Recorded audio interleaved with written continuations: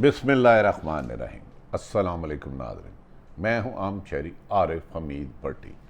मुल्क की लम्हा व लम्हा बदलती सूरत हाल और खाना जंगी की तरफ जाते हुए हालात, तमाम अहम अदारे परेशान हो गए। साबिक़ वज़ीर आज़म इमरान खान हुकूमत से तो चले गए, लेकिन मौजूदा हुकूमत जो बैरूनी साजिशों के नतीजे में अमल में आई थी, सख्त परेशानी का में मुब्तला हो गई है। हुकूमती इख्तलाफात इमरान खान को मज़ीद मजबूत करते जा रहे हैं और इमरान खान का बयानिया रोज़ बरोज़ पाकिस्तान की अवाम, PTI नहीं पाकिस्तान की अवाम का बनता जा रहा है। साबिक़ वज़ीर आज़म इमरान खान ने वाह शगाफ लफ्ज़ों में हुकूमत और सबको बात और इशारे भी करने शुरू कर दिए अदारों को। उन्होंने कहा कि मुझे दीवार से लगाने वाले अब पछता रहे हैं। मैं वार्निंग दे रहा हूं कि 20 मई के बाद मैं धरने की और लॉन्ग मार्च की ऐलान करूंगा। अगर किसी कारकुन को हाथ लगाया तशद्दुद से, जुल्म से, गोली से, शेलिंग से, लाठीचार्ज से, गिरफ्तारियों से उन्हें खौफजदा किया गया और मुल्की हालात अफरा तफरी की तरफ और इंतशार पैदा करने की कोशिश की गई, तो उन्होंने कहा 3 स्ट्रोजर्स और उनके हैंडलर्स जिम्मेदार होंगे और वो उन जिम्मेदारों का हर जलसे में, आने वाले जलसे में आहिस्ता आहिस्ता इशारा देते जा रहे हैं। लगता है साबिक़ वज़ीर आज़म इमरान खान ने कश्तियां जला दी हैं और मौजूदा हुकूमत की जो स्ट्रेटेजी है कि लॉन्ग मार्च और धरने को ताकत से रोका जाए, कुचला जाए, लोगों को घरों से निकला न जाए, आपस में नाकाम होते हुए नजर आ रहे हैं। और कहा जा रहा है कि नवाज शरीफ, आसफ अली जरदारी, मौलाना फजलुर रहमान ने 2 रोज कबल टेलीफोनिक कॉन्फ्रेंस में इमरान खान की बढ़ती हुई मकबूलियत को हुकूमत के लिए खतरा करार दे दिया है। इस मौके पर सूरत हाल ये हो गई है कि चंद रोज कबल शेख रशीद साहब ने एस्टेब्लिशमेंट और अहम दारों को मुखातिब करते कहा था कि मुल्क खाना जंगी की तरफ जा रहा है और खून रेजी होती हुई नजर आ रही है। जिस तरह लीडरशिप के बयानिया नीचे अवाम तक इख्तलाफ राय की बजाय एक दूसरे की जान के दुश्मन बन गए, मुल्क को खाना जंगी से बचाने के लिए इलेक्शन कराए जाए। आज उस पर मौजूदा वजीर दाखिला राना सनाउल्लाह ने सख्त गुस्से में प्रेस कॉन्फ्रेंस करते हुए कहा कि अगर PTI ने खून रेजी की बात की तो मैं उनका जीना मुश्किल कर दूंगा, उनके घरों से नहीं निकल सकता।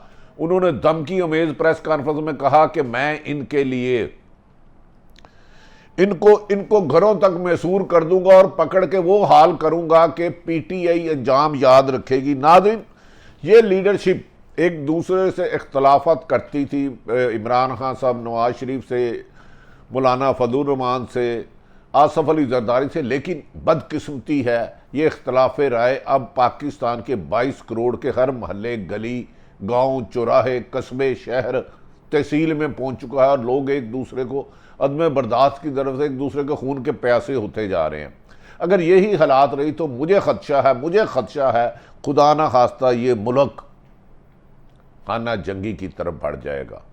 नाज़रीन, इमरान खान के कल मियाँ वाली के जलसे में उन्होंने वाशगाफ लफ्ज़ों में कहा, मेरे खिलाफ साजिशें हो रही थी और मुझे पता था अमेरिका मेरी हुकूमत ख़त्म कराए बगैर रात तसल्ली से नहीं बैठेगा, बल्कि मुझे ये भी कत्ल करवाएगा। उन्होंने कहा इसी वजह से हुकूमत मुखालिफ साजिश के इल्म होने की वजह DG ISI यानी कि जनरल फैज़ हमीद को नहीं बदलना चाहता था।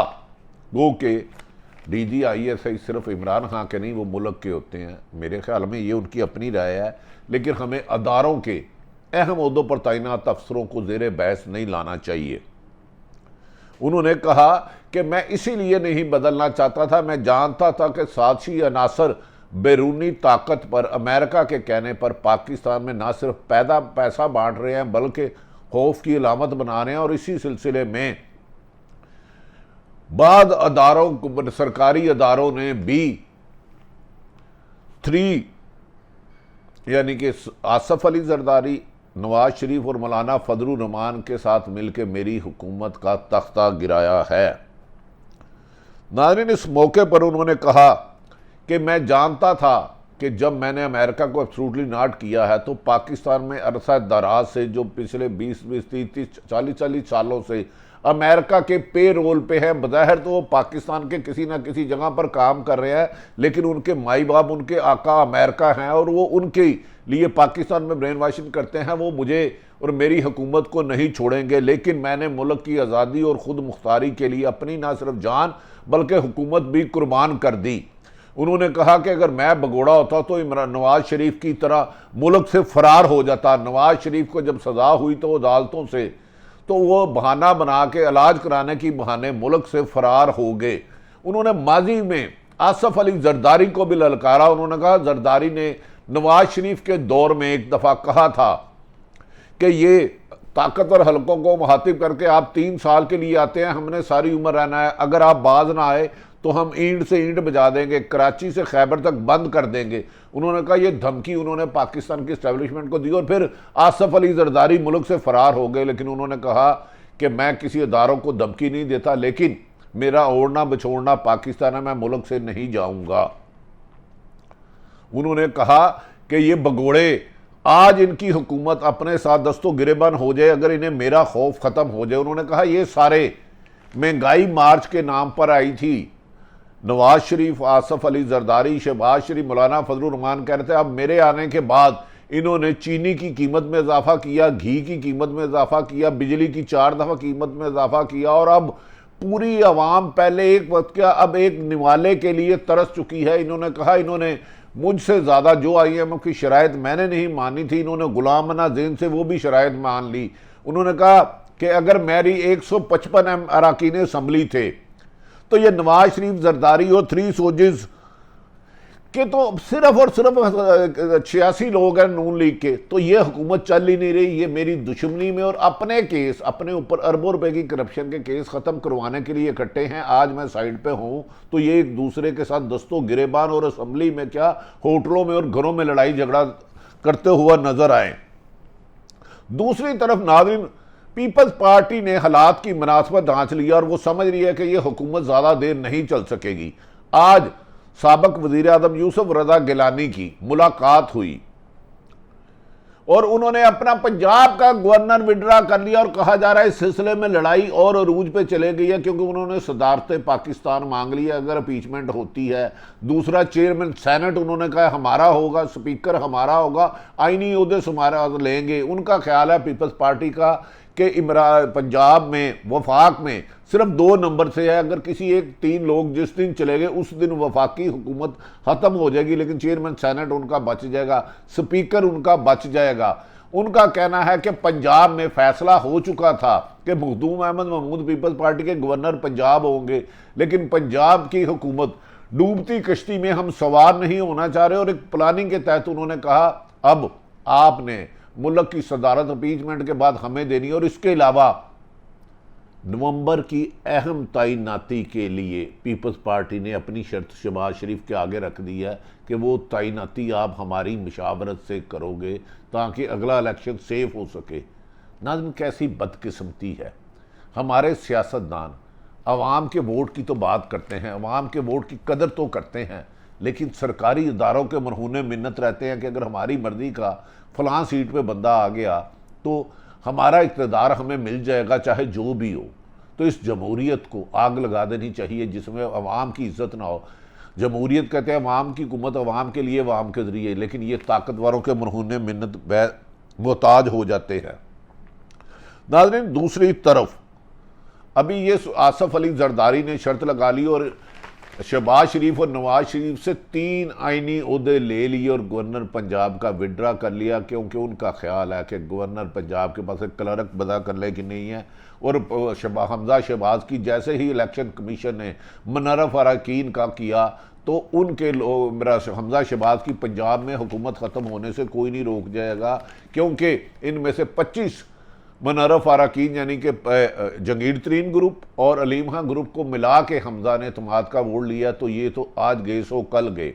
डी सीट होना तो 100% कन्फर्म है। ताहम सुप्रीम कोर्ट ने फैसला करना है 5 साल या 10 साल या कोई भी नाअहली की मुद्दत कितनी होगी।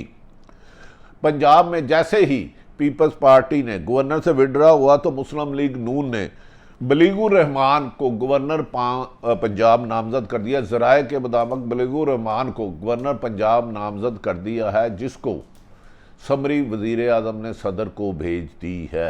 ये बहावलपुर से हैं। इनको इसलिए किया गया कि जनूबी पंजाब में पीपल्स पार्टी का तोड़ किया जाए। और दूसरी तरफ नादरीन, कहा जा रहा है कि मरियम नवाज ने कल जलसे में फिर अपने वालिद के बयानिए को जिंदा कोशिश करने की। उन्होंने एक तरफ तो जिनकी मदद से हुकूमत ली है ताकतवर हलकों से, मैरियट का 5वां फ्लोर एक कमरा जिसमें जोड़ तोड़ होता रहा, ताकतवर हलकों की हिमायत करती रही, बाप जिन्होंने इनको लेके दिया, MQM जो मौजूदा हुकूमत जिनकी वजह से इनके साथ आई, मुनर्रफ अराकीन मिले। मरियम ने फिर एक अहम तरीन ओहदे पर फायज शख्स को ललकारना शुरू कर दिया है। उन्होंने कल फतेह जंग में एक जलसा करते हुए कहा कि इमरान खान को हम छोड़ेंगे नहीं, ये मुल्क के लिए तबाही है, इसने मुल्क को कंगाल कर दिया। उन्होंने कहा इमरान खान बेफैज होते ही इमरान खान हुकूमत धड़म से नीचे गिर गई।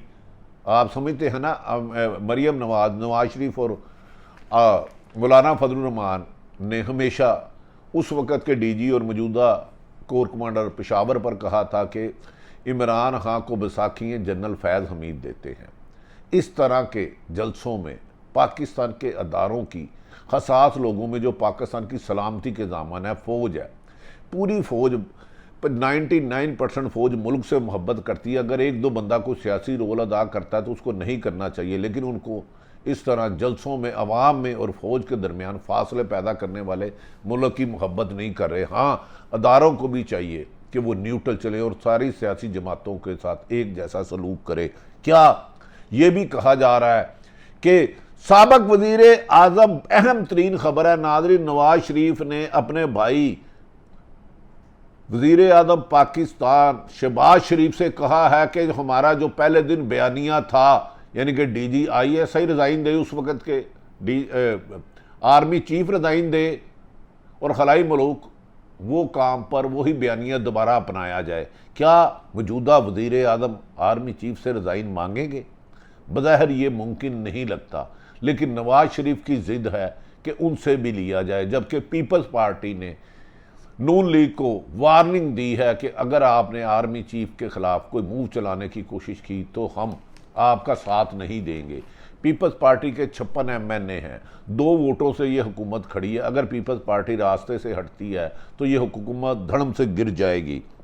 नाज़रीन, दूसरी तरफ चेयरमैन वापडा मुजम्मल हुसैन ने अपने ओहदे से इस्तीफ़ा दे दिया है। याद रखें कि इन्हें पहली दफ़ा 2016 में चेयरमैन वापडा बनाया गया था।